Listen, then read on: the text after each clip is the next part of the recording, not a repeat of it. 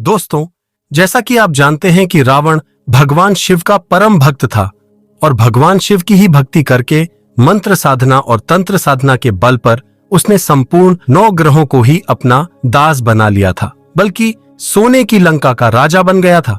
ऐसा कहा जाता है कि रावण ने तो अपने काल को ही कुएं पर लटका दिया था, क्योंकि उसे तंत्र में सबसे पहला साइंटिस्ट बताया जाता है। उसी ने वायु विमान का आविष्कार भी किया था। लेकिन आपको यह भी बता दें कि रावण को तांत्रिक रावण कहा जाता है, जो कि तंत्र में विश्वविख्यात था और पल भर में ही जो चाहे कर सकता था। उसे माया पर विजय प्राप्त थी। यही कारण था कि वह हमेशा हंसता रहता था और उसके 10 सर थे। इसी के कारण वह सामने वाले व्यक्ति को अपने 10 सिरों के माध्यम से ऐसी माया रचता था कि सामने वाले की 10 दिशाएं ही ब्लॉक कर देता था। तो दोस्तों, आपको बता दें कि रावण द्वारा बताए हुए कुछ ऐसे खास प्रयोग, कुछ ऐसे खास मंत्र हैं जिनको अगर कर लिया जाए तो धन की परेशानी तो समाप्त होती ही है, बल्कि मनोकामना पूर्ति के लिए भी यह एकदम रामबाण और अचूक है। तो ध्यान से संपूर्ण वीडियो को देखकर इस जानकारी को प्राप्त करें, लेकिन उससे पहले वीडियो को लाइक करें, भगवान शिव को नमस्कार करें, ओम नमः शिवाय लिखकर कमेंट बॉक्स में। तो दोस्तों, आपको बता दें कि भगवान शिव की भक्ति के लिए रावण ने एक खास महल बनवा रखा था, जिसमें केवल वही प्रवेश करता था और वहां पर ऐसा कहा जाता है कि वह भगवान शिव से साक्षात बातें करता था। आपको यह जानकर भी हैरानी होगी कि रावण एक लेखक भी था, एक ज्योतिषाचार्य भी था, एक ब्राह्मण भी था, पंडित भी था, तांत्रिक भी था और एक बहुत बड़ा संगीतकार भी। रावण को कहा जाता है कि वह वीणा बजाने का इतना शौकीन था कि पूरे दिन ही वह वीणा बजाता रहता था। जब भी उसे खाली समय मिलता था तो केवल वीणा बजाते हुए ही अपने खाली समय को व्यतीत करता था। और यह भी कहा जाता है कि जब भी वह वीणा बजाता था तो संपूर्ण देवी देवता उसकी वीणा के स्वर में, उसके संगीत में इतने मोहित हो जाते थे कि भगवान शिव स्वयं आकर वहीं पर तांडव करने लग जाते थे। तो यही कारण है कि उसके बताए हुए जितने भी प्रयोग होते हैं वह बहुत ज्यादा तीव्र होते हैं, खास होते हैं, क्योंकि वह संपूर्ण चीजों की जानकारी रखता था। तो दोस्तों, आपको बता दें कि अगर आपकी कोई खास मनोकामना है या आप चाहते हैं कि धन प्राप्ति के अवसर आपको प्राप्त हो, धन के सभी ब्लॉकेज आपके जीवन से हट जाएं, तो आपको 2 अलग अलग क्रियाएं करनी है। यानी कि मनोकामना पूर्ति के लिए अलग तरह से किया जाता है, वहीं दूसरी ओर धन प्राप्ति के लिए अलग तरह से किया जाता है। पहले मनोकामना पूर्ति के लिए आपको केवल इतना करना है कि आपकी एक मुट्ठी में जितने चावल आते हैं, इस बात का आपको ध्यान रखना है कि जो चावल जिस पर कवर लगा हुआ होता है, उन्हीं चावलों का केवल इस्तेमाल आपको करना है। वैसे चावल आपको बिल्कुल भी नहीं लेने हैं जो छिले हुए होते हैं, जो घर में खाते हैं, उन चावलों का प्रयोग आपको नहीं करना है। मूंजी वाले चावल उन्हें कहा जाता है, वही चावल आपको लेने हैं। रोज मात्र एक मुट्ठी में जितने चावल आपके आते हैं, अपने घर से मुट्ठी भरकर लेकर जाना है और इस मुट्ठी को मंदिर में जाकर भगवान शिव के शिवलिंग पर ही खोलना है।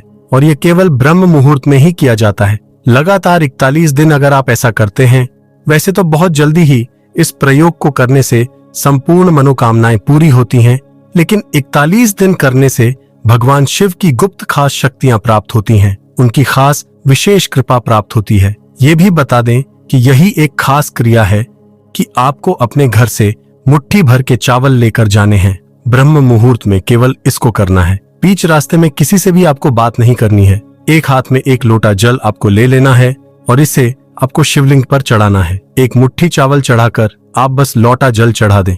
ये ऐसा संपूर्ण तंत्र प्रयोग है जो भगवान शिव की विशेष कृपा की प्राप्ति कराता है और इतना सरल है, बस इसमें थोड़े डेडिकेशन की आवश्यकता पड़ती है और ये डेडिकेशन भगवान शिव के भक्तों में ही मिलता है। भगवान शिव के भक्तों के लिए ये कोई बड़ी बात नहीं है, वे तो ऐसे ही इन चीजों को करते ही रहते हैं। लेकिन ये जो खास हमने आपको बताई है कि मुट्ठी केवल शिवलिंग पर ही जाकर फिर घर से बंद करके खोलनी है। अगर आप चाहते हैं कि धन के लिए विशेष रूप से इस प्रयोग को किया जाए, तो आपको ध्यान रखना है कि फिर आपको मुट्ठी में एक इलायची भी बंद करके रखनी है। लेकिन अगर आप चाहते हैं कि मनोकामना पूर्ति के लिए इस प्रयोग को किया जाए, तो फिर आपको लौंग रखनी है। अब आपको ये भी बता दें कि हाथ की जो मुट्ठी होती है, उसमें बहुत ही ज्यादा विशेष शक्तियां मौजूद रहती हैं। बल्कि जो लोग रेकी के बारे में जानते हैं, एनर्जी हीलिंग के बारे में जानते हैं, वे केवल हाथ का ही इस्तेमाल करते हुए सामने वाले को हील करते हैं, क्योंकि इंसान के शरीर में जितने चक्र होते हैं, वे संपूर्ण 7 चक्र उसके हाथ में विराजमान होते हैं। बल्कि उसकी कुंडली के जितने भी केंद्र होते हैं वे भी केवल उसके हाथ में ही विराजमान होते हैं। तो आप ये समझ लें, इसीलिए ऐसा कहा भी जाता है कि सुबह उठते ही आपको अपने हाथों को देखना चाहिए, क्योंकि हाथों के दर्शन करने से संपूर्ण देवी देवताओं के दर्शन आपने कर लिए हैं। ये इसके पीछे का विज्ञान है जो हम अपने हर वीडियो में हर एक चीज खास तरीके से आपको बताते हैं, जिससे आप ज्ञान की अद्भुत प्राप्ति कर सकें और सीख सकें कि किस प्रकार ये सभी चीजें होती हैं। इसीलिए अगर आप नए हैं तो चैनल को सब्सक्राइब करके बेल बटन अवश्य दबाकर रखा करें, जिससे जब भी हम आपके लिए वीडियो लेकर आते हैं तो ये वीडियो आपको समय पर सबसे पहले मिला करे और कोई भी वीडियो बिल्कुल भी मिस ना हुआ करे, क्योंकि ये जानकारी इतनी खास है कि जब आप खास जानकारी को जानते हैं तभी केवल खास प्रयोग आपके लिए कार्य करता है।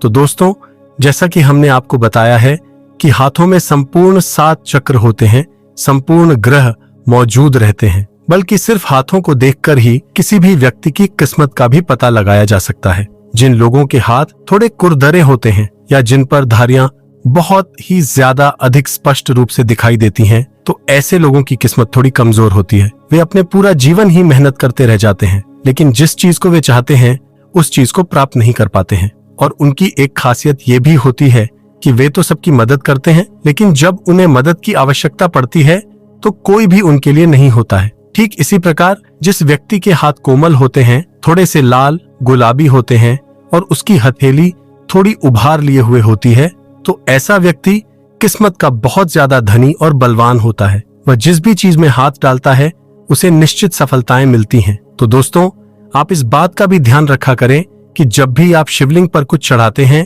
तो आपको अपने दोनों हाथ कुछ देर के लिए शिवलिंग पर रख देने चाहिए और उस समय आंखें बंद करके भगवान शिव का ध्यान करते हुए एयूएम नमः शिवाय का जाप करना चाहिए।